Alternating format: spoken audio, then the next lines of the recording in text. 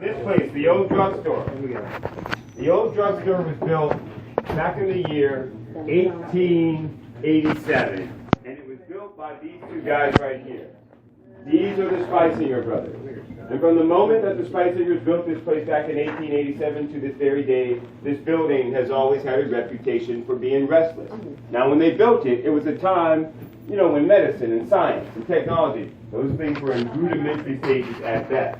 So when we turn and look at these products here on the shelves, you know, they do give us a nice kaleidoscope of history, but the one thing you and I must keep in mind is the vast majority of these products, they do not in any way have what we would nowadays refer to as scientific validity to back them up. The vast majority of these products, they were usually just combinations of water and grain alcohol and opium mixed together. In many cases, what they would do was they would just change the label on the bottle to reflect something that might cure whatever that specific individual happened to be suffering from. Now, as much as these products give us that history is still pales in comparison to the history that you and I are standing on. Because the Spicingers built this during the calendar year 1887. And during that year, this physical land, and also the parking lot we were just in, all of this land was still part of the Telemaco Cemetery. So technically right now, we are all standing on ancient Native American burial ground. So what could go wrong, right? There's an old tradition here in town, and this is something that's done mostly just by the locals, the people who actually live here. Sometimes when people are downtown, even if they're not going on the wax museum tour, there are people in this town who take a moment of their day just to come into this portion of the building, the drugstore, because they want to reaffirm one thing. And what they're reaffirming is this. See, this over here, I think my flashlight is burning. But it's this. This is the headstone for Chief Telemaco. Chief Telemaco was the leader of the Telemaco Nation, the tribe who the cemetery is named after.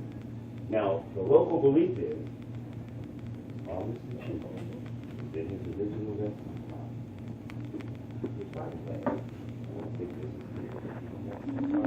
But the local belief is, as long as the Chief is in his original resting spot, everything should be peaceful and copacetic.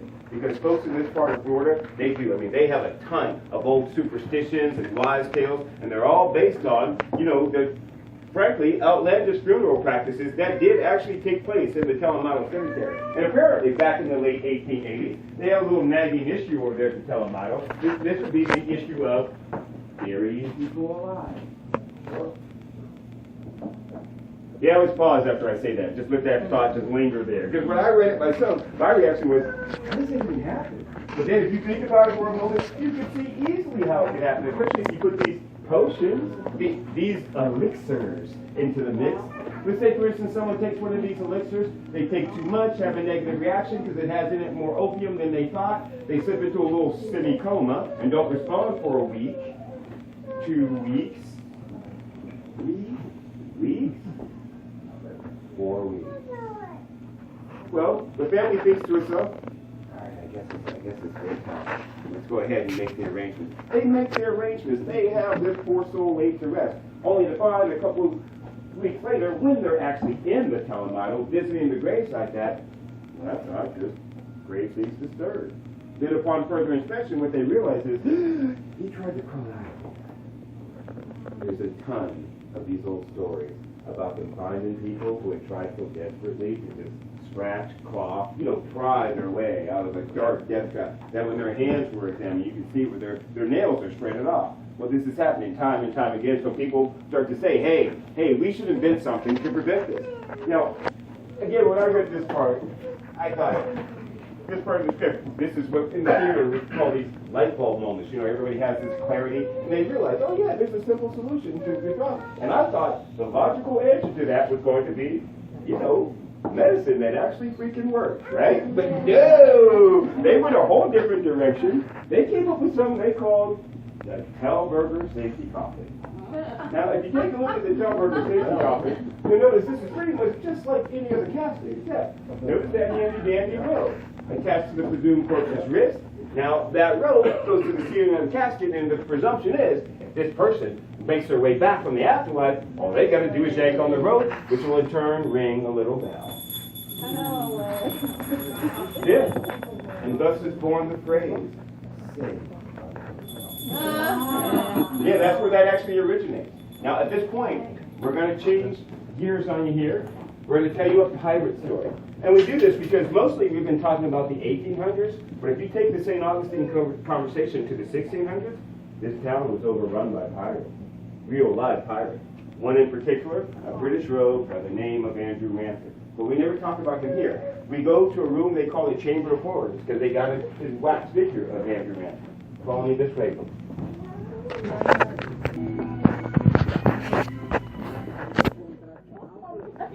Here we go, everyone, right this way.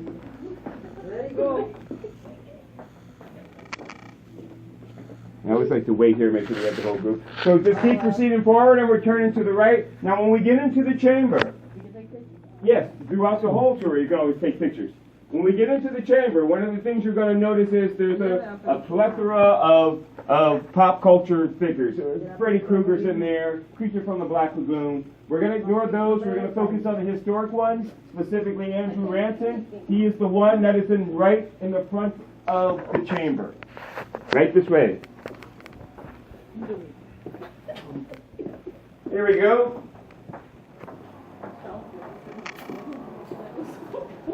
Right this way, everyone. Come on down front. This is the Andrew Ransom figure. Come on into the chamber, please, everyone. I don't know. And as you come in, please come down front so that the people behind you can have easy access. Is it him on one thing? Welcome into the chamber, everybody. Please come down front as you come in. There are people behind you also trying to enter the chamber. So we want all coming forward as we come in. Here we go. We're going to learn all about this man right here. This is Andrew Ransom. This is the pirate we've come to discover. And as you come in, guys, come on down front so that the people behind you can have easy access also. Specifically, what we're going to talk about is a very difficult Sunday that this man had back in the year 1684. Come on in, folks. Come on down front so the people behind you can also get in. I think we lost one. It's Freddy Krueger. Here we go. Come on in, guys. We lost one. That's scary. We lost one. Who did we lose? That's freaky. Well, I know there's a lady at the I heard restaurant. somebody fall. Right this way, everybody. Looks like Come on in, folks. All right, do we have everyone? All right, so this is Andrew Ransom. Andrew Ransom was a brilliant pirate. There is no other way to describe it. For him and his crew, it was truly so easy, it was like taking candy from a baby. And because it was that easy, they continued to do it. Time and time and time again. They did it so often that they made a complete mockery of the governor's authority. And because of that, the governor, he despised Andrew Ransom, and he tried, year after year to capture Ransom and his crew, but always to no avail. And then, one day out of the blue, Ransom and the governor gets lucky, because Ransom and his crew, they get cocky. They're out on Bologna Beach, lounging about, having a grand old time. The governor gets wind of it. He sends his men out there to see. Maybe, just maybe, they can sneak up on him. Sure enough, they go out there, they spy Ransom, they capture him. And when this happens, I mean, my word, the governor, beside himself with joy. Yes! Finally! We have Ransom! All right, first things first. Now, Ransom's crew, they shall be sentenced to hard and heavy labor. They will have to start building the new fort, Castillo de San Marcos, out of coquina stone. But Ransom, that Ransom. We shall make an example of Andrew Ransom for the entire town of St. Augustine to see. Andrew Ransom will be executed in the middle of the town plaza. Well, not just any ordinary hanging, no. That's too good for Ransom. Andrew Ransom shall be good-looking. Which is the other reason I brought you into this room. The pillar that I'm standing before. That's a garrote. Now the purpose of a garrote is to strangle someone in a long, brutal, torturous manner. I'm going to show you exactly how that works. But to do so, you need Like any volunteer. Yes. No, Wait thank for you. me. Here we go. There. But it has to be an adult. It has to be an adult. It can be a man or woman, but it has to be an adult. Here we go. Right this way. Step right up. And just going to put your back right against this post right here. And we're not actually going to hurt this gentleman.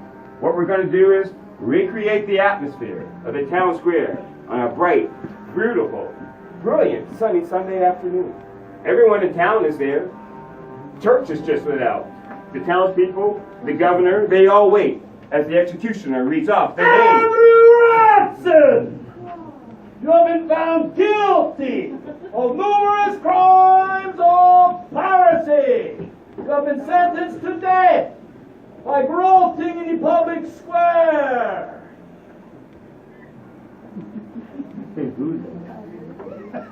Now let us begin. That would be the execution. Glad I didn't volunteer for you. Let us start. Now, Oh, hey, where'd you come from? exactly. That ain't who Now I the thought it rope was. is going to be I didn't think it was pulled him. around your neck once. That's enough for me. Pull back in the hole of the post. It's going to be tied off with a baton, you see. Now this rope, the rope is going to be twisted tighter and tighter and tighter around your neck until you die. You die because you suffocate, you bleed, or decapitation. The choice is yours. But then afterwards, there's going to be tea and cookies, sausage bar going for everyone. Tea and cookies! Yeah, now that sounds bizarre, doesn't it? But it's true. The governor was going to have a little shindig, if you will, after the execution. And you have to understand, the governor, he had waited for this day for years. It was finally Judgment Day for the English Road, Andrew Ransom. At one point, the crowd grew so unruly that the sailors in the crowd, they start placing bets on how many twists of that rope it would take to snap Mr. Ransom's neck. And then the executioner, he starts in with that first turn of the rope. No, don't do it like that. Say it different. Say it like, first turn of the rope. Can you do it like that? Sure, sorry. So the executioner, he starts in with that first turn of the rope. Okay. No. Look, you need to go big or go home. All right? Go big. Sure, I get you. I have to go big. The term is first turn of the rope. On three, will you help me? Yes. 1, 2, 3. The first turn of the rope! That was horrible. I'll do it myself. We tried. All right. What were we doing? Okay, we're about to kill you. All right. Okay. With the first turn of the rope, the course braided fiber bit into Andrew's neck. Yet he remains airily calm. Look at the face. Look at the fella. He's having too much fun. Let's go for two. With the second turn of the rope. Oh, wait a second. What is that in your hands? What is that? Rosary beads. Razor blade. Rosary beads. Rosary bead. Yeah, rosary bead. Now, what is an English pirate doing with Catholic rosary beads? Why have that? Yes, you see, a pirate, you cannot trust him. No. Let's go for three. With the third turn of the rope. Oh, he's in so much pain. Look at that. He's starting to twitch. Yes. So let's go for four. 4? Yes, it's too late. Going for 3. With the fourth turn of the rope. Hey! The rope dug into his skin and blood starting to drip down his everything. I'm starting to lose my memory. Yeah, that's good. That's going to happen again. And with the fifth turn of the rope. Yeah, that was tight. That's right. He's in so much pain, he's starting to lose his breath. Let's go for 6. 6? That's right. How high you Sixth turn of the going? rope. Wait. The rope miraculously broke. And Andrew took a deep breath of air. Thank you. As it So I climbed, didn't go to 7. stood still for a moment. The crowd gasped. Remained motionless until the priest fell to Andrew's feet and screamed, "Sanctuary! Sanctuary! And then Andrew was ushered back to the safety of the church and everyone applauded. Yay! Bravo, bravo! Well, everyone applauded except the sitting governor. He wanted nothing more than to see Andrew executed. But you see, standing there on the first step of the Catholic sanctuary, the governor had little influence, arguing his high authority to a priest. He was defeated, so he retreated, and then Andrew Ransom lived under the protection of the Catholic Church for many, many years. Eventually, he offered to help St. Augustine. In exchange for his freedom, he assisted in the final stages of construction of the Castillo de San Marcos defensive fort. Then, during the English siege of 1702, he actually interrogated English prisoners and the Spanish. Right? Now wait a minute. Now you got an English pirate. You're now going to help the same people you prayed for year after year. You see, Ransom, I'm not buying. You have everyone in this room fooled, except for me, because I know you're still a pirate. I know your descendants still live in this town over 300 years later. All because of that strange day, right here in the town plaza of St. Augustine. He stands before you. He's a pirate. But he was saved by what you think was a miracle? Sanctuary? No sanctuary. It was a very unholy twist of fate. Well, whatever the case, let's hear What do you mean? You're letting it go. Now, hey, if we are giving out applause, how about our Andrew Ransom, huh? This guy right here. Yeah. What's your name, sir? Steve. Steve, all right. Well, Steve, we usually give out little, I guess, door prizes of courage, if you will. Let's see what we got tonight. Oh, yeah, this is very cool. This is the book of the Ghost and Gravestone stories. This is all the 12 dozen stories that I'm going to tell you, and plus about 20 more in addition to that. Steve, job well done. Let's hear it for Steve, everybody. Yeah! And that prize is, if anyone wants one of those, the drivers always have that. They're only $5, right? So see Ted. Now, speaking of Ted, let's find Ted. Let's get Ted to take us to the old jail. Yeah. Right this way. Yeah, that's